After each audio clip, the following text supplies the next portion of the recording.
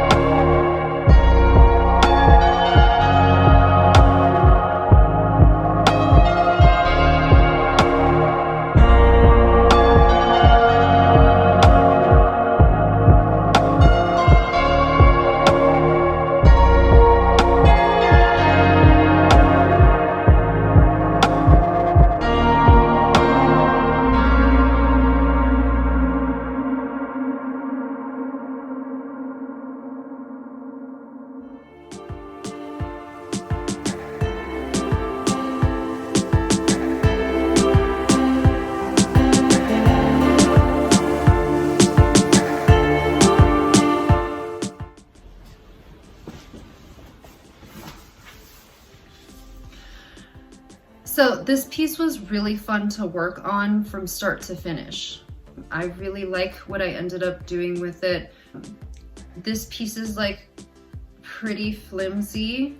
I can see why somebody sent it to the landfill, but again, I'm so glad my buddy rescued it for me to beautify it, right? So the process to creating this piece was really interesting. I did stumble across something that I wanted to share with you guys. This happened with a couple of my other pieces, and it happened with this one. So what I'm noticing is there's a part in the furniture refurbishing process where it feels a little bit like, oh my gosh, this is chaos. Like this isn't coming out how I pictured it. But there is a furniture makeover artist. Her name is Donna, and she talks about how you have to trust the process. She's like, it's gonna get to a point where your piece is gonna look pretty fugly, but you gotta keep going through that point to come out on the other side, and it's going to look like hopefully the way you want it to, or at least similar. So what I've been doing is just trying to let my intuition guide me and dictate like how much more paint to put on the piece or what it needs, and just go with the flow.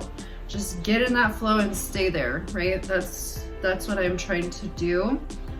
But I definitely got to a point where I did not really know how to progress and move forward, and it wasn't turning out the way I wanted it to, which was fine because it ended up looking exactly how I wanted it to in the end. So I'm just gonna recommend trust the process, just like Donna says. Move through the difficult parts slowly. I wouldn't just like glob paint on and be like, woo, I'm gonna just throw all of these things on there and see what happens. Like, you definitely can do that.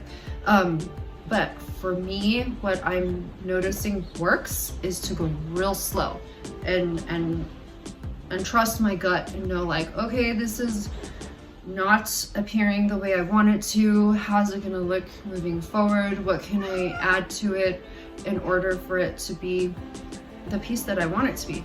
Just go slowly. That's my recommendation, and you will get to where you need to go. So this piece was really fun to do. Sorry, the cat's being crazy, chasing flies or something. So